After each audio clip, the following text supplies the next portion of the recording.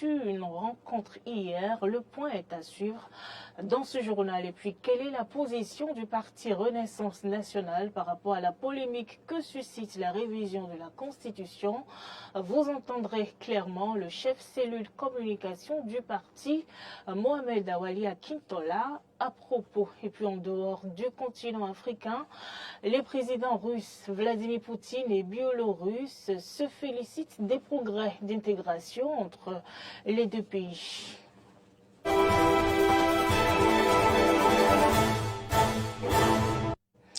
Bienvenue à toutes et à tous. Les députés du groupe parlementaire, les démocrates, ont tenu hier à Cotonou une rencontre de concertation avec les autres formations opposées au régime du président Patrice Talon. Au menu des échanges, la question de la rélecture du code électoral et la révision de la Constitution. Clémence Tonocoin pour le point. La correction du code électoral ne devait pas être faite entre les quatre murs de l'Assemblée nationale et que le code électoral devrait régir la nation et particulièrement tous les partis politiques qui existent dans notre pays, qu'ils soient représentés à l'Assemblée nationale ou non. C'est donc pour avoir une position unique de tous les partis de l'opposition sur la question de la relecture du code électoral et la révision de la Constitution que cette rencontre de concertation entre les députés du groupe parlementaire Les Démocrates et les autres partis de l'opposition a été initiée. Les partis La Grande Solidarité Républicaine JSR, le Mouvement Populaire de Libération MPL, le Parti Nouvelle Force Nationale NFN, présents à la rencontre, vont échanger entre autres sur les modifications à apporter au code électoral et sur l'éventualité d'une révision de la Constitution. Pour l'honorable Éric Rondeté, premier vice-président du Parti Les Démocrates, l'exercice s'inscrit dans la recherche de consensus et c'est pourquoi il a souhaité que les décisions à prendre à l'issue de cette rencontre tiennent compte de la démocratie et de la volonté du peuple. Alors que nous avons demandé chaque fois le dialogue, la recherche de consensus.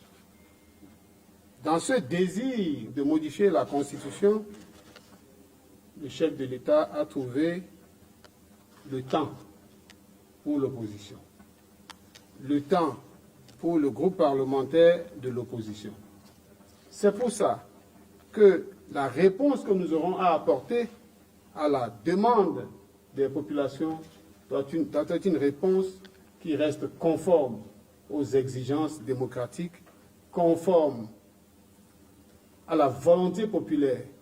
Voilà pourquoi, chers camarades, je suis persuadé que nos échanges déboucheront sur des conclusions exploitables, que nos échanges indiqueront parfaitement notre refus de nous accoquiner, de nous contenter d'accompagner les volontés, j'allais dire même les fantasmes du régime de la rupture. Rappelons que cette rencontre fait suite à celle que le chef de l'État a tenue lundi 22 janvier dernier avec les membres du groupe parlementaire Les Démocrates. Restant toujours dans cette actualité politique, le parti Renaissance nationale a opiné par rapport au projet de loi portant révision de la Constitution déposé au Parlement. On va écouter Mohamed Awali Akintola, chef cellule communication du parti à propos.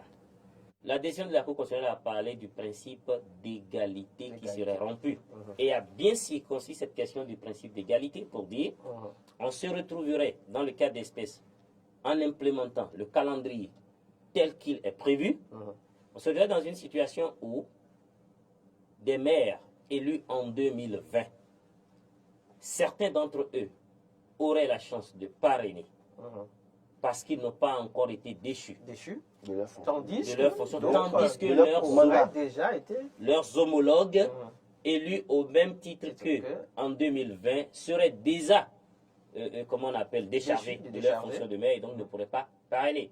Et donc l'inverse de l'autre côté, c'est-à-dire que des maires élus en 2026 qui ont eu la chance que leur conseil communal soit installé entre le 1er février et le 5 février auraient la chance de parrainer, tandis que leurs homologues de la même classe, si vous voulez, n'ayant pas encore été installés, n'auraient pas cette chance-là. Du coup, le principe d'égalité, qui est un droit fondamental, est rompu. La décision de la Cour constitutionnelle n'a jamais parlé d'un principe d'égalité entre les maires élus en 2026 et les députés élus en 2026. La loi est claire sur le fait que ce sont les députés de la 9e législature qui parraineront les candidats à la présidentielle parce que l'installation des députés de la 10e législature se fera donc le dimanche 8 février. Alors que les 50 jours avant le début de la campagne électorale seraient donc déjà actés au plus tard le 5 février. 112 heures avant l'installation des députés de la 10e législature. Ça c'est clair, il n'y a pas à chercher midi à 14 heures à ce niveau-là. Ce qu'on veut donc régler, c'est comment on s'arrange pour que ce soit les maires de 2020 qui parrainent ou que ce soit les maires de 2026 qui parrainent. Là, aujourd'hui, vers la fin du mandat, du deuxième mandat du président de la République, qu'on veuille retoucher une deuxième fois à la Constitution, va créer des polémiques inutiles. On va mettre de l'huile sur le feu. Nous sommes dans un contexte sociopolitique assez délétère. On sait ce que ça nous a coûté en 2019. Il y a quand même un impact social de cela qui porte atteinte à une sorte de cohésion au sein de la République. Il faut penser à cela. Nous, à Renaissance nationale, nous disons il y a 2 à 3 mécanismes tout au moins pour régler ce problème-là. Comment on appelle? Je vais juste en souffler aux deux, mais bon, nous attendons d'abord que... Une rencontre officielle, c'est ça? Non, pas de rencontre officielle. Rencontre officielle ou pas, on n'a pas besoin de ça pour animer la vie politique. Ouais, nous attendons d'abord que la session parlementaire soit ouverte. Qu'on lise que cette proposition de loi a été inscrite officiellement à l'ordre du jour. Et Renaissance nationale va se prononcer donc aussi publiquement. Je dis déjà ce qui suit.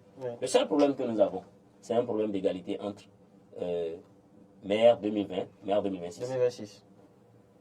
Voilà, à l'instant donc, le chef cellule communication du parti Renaissance nationale, Mohamed Awali Akintola, qui a été reçu hier sur le plateau de l'émission Matin d'Iden à propos de la proposition de loi portant révision de la Constitution. Le président Patrice Talon, désormais facilitateur du jeu politique au Bénin, à la suite de sa rencontre lundi 22 janvier avec les élus de la nation.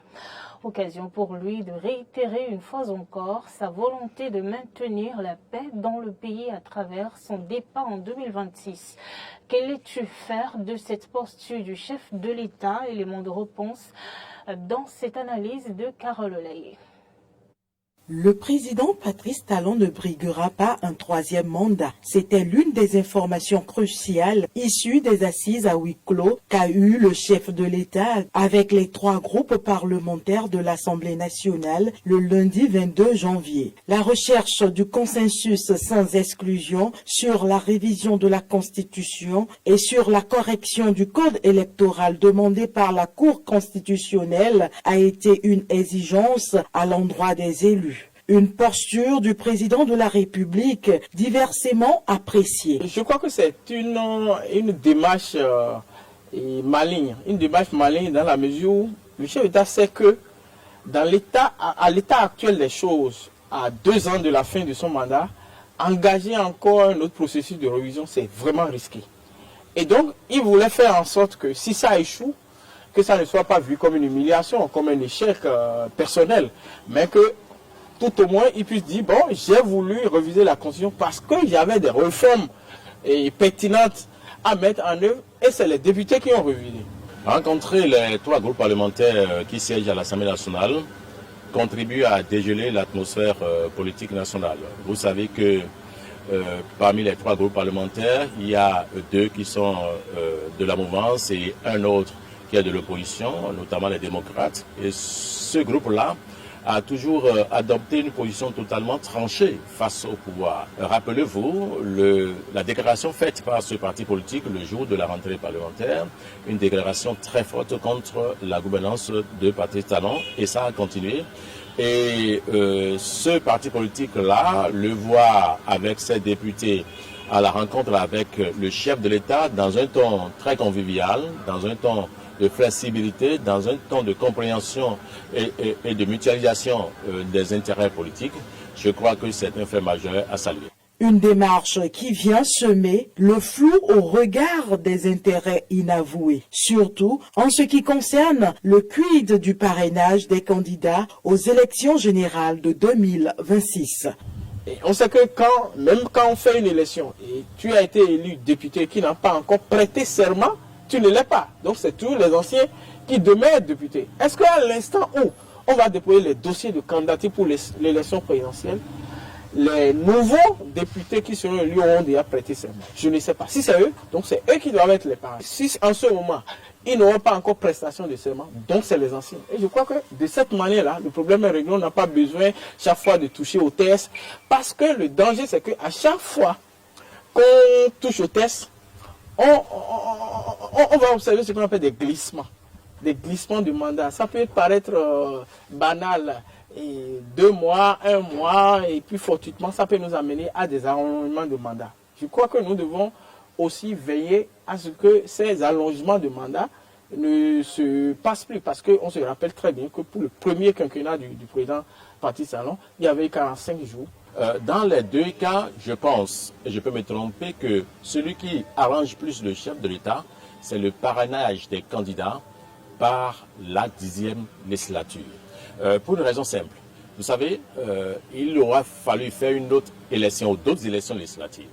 Et il fallait mettre des gens, avant 2026, dans les tractations sur les listes. Il y aura certainement la maîtrise totale de ces listes-là, aussi bien pour la députation que pour les élections communales. De l'autre côté, il n'aura peut-être pas toute la machine fonctionnelle à sa disposition parce qu'il y a déjà de ces élus qui ont pris déjà des causes plus ou moins sûres et justifiées selon leur projection. J'ai comme l'impression qu'il y a derrière ce projet de révision un autre projet qui n'est pas encore totalement clair, totalement élucidé. L'avis des députés de l'opposition sur la décision de la Cour constitutionnelle reste encore inconnu. En attendant, le jeu politique se poursuit, chaque parti privilégiant ses intérêts. Et puis, dans la suite de l'actualité, en dehors du Bénin, au cours d'une réunion du Conseil supérieur d'État de l'Union Russie-Biélorussie, les présidents russes Vladimir Poutine et biélorusse Alexandre Loukachenko se félicitent des progrès d'intégration entre les deux pays. Reportage. L'intégration de la Russie et de la Biélorussie va bon train. C'est du moins la conclusion qui s'impose à l'issue du Conseil supérieur d'État d'une structure supranationale, l'Union Russie-Biélorussie. Chef d'État, Premier ministre et ministre, président des parlements, bref, toute l'élite politique du pays s'est réunie aujourd'hui dans le palais Constantin afin d'avancer sur la construction d'un État unifié. L'ordre du jour comprend 15 points. Le poids des documents assignés a surpris le président russe. L'un des accords, par exemple, vise à intensifier la coopération dans plusieurs domaines. L'industrie, l'agriculture, l'énergie, le transport, la logistique. L'autre accord établit une stratégie du développement technologique de l'Union russo-biélorusse. Sa réalisation est d'une importance capitale pour les deux pays dans les conditions de sanctions occidentales. Côté international, les deux parties ont présenté le programme de la coordination de la politique étrangère. C'est-à-dire que les deux pays ont une vision très similaire de la situation internationale. Le programme d'action conjointe de l'Union Russie-Biélorussie en matière de politique étrangère d'ici 2026, préparé pour cette réunion, contribuera sans aucun doute à la poursuite et au renforcement de la coopération russo-biélorusse, déjà étroite dans les affaires étrangères. Alexandre Loukachenko, lui, a constaté l'arrivée du monde multipolaire, malgré les tentatives de l'Occident de freiner ce processus. L'une des manifestations de ce monde multipolaire est la coopération de la Russie et de la Biélorussie avec les pays africains. Il est à rappeler que cette union Russie-Biélorussie a vu le jour en 1999, avec la signature du traité sur sa création. Grâce à la réalisation avec succès de 28 programmes sectoriels au niveau de l'Union, de la Russie et de la Biélorussie, nous avons réussi à unifier la législation russe et biélorusse, à établir une base légale et institutionnelle de l'espace économique commun, à créer des conditions pour une politique macroéconomique, monétaire et financière commune afin de réduire l'impact des restrictions occidentales illégales. Année après année, les échanges commerciaux montrent une croissance continue. À l'issue de cette rencontre, 15 documents ont été signés. Un pas majeur sur le chemin de la création d'un État unifié de la Russie et de la Biélorussie. Et c'est déjà la fin de cette édition de journal. Je vous remercie de nous avoir suivis.